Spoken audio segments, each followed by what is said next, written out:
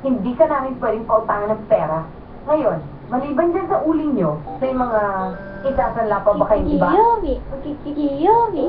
조그맣게 지켜도 Bakit? 고소한 눈을 완전히 기다려요. Hindi mo na naman yun. At saka mababayaran naman natin. Okay, ganito ah. 10 sako lang. 10 sako lang ulit.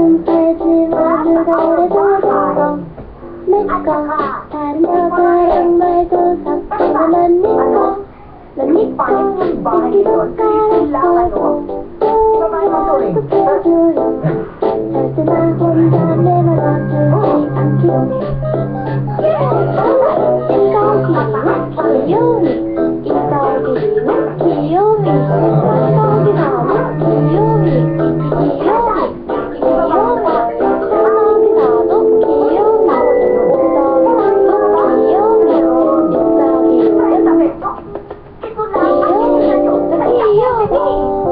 Sinabi ko na naman huna, maliban kayo ng benta ng uling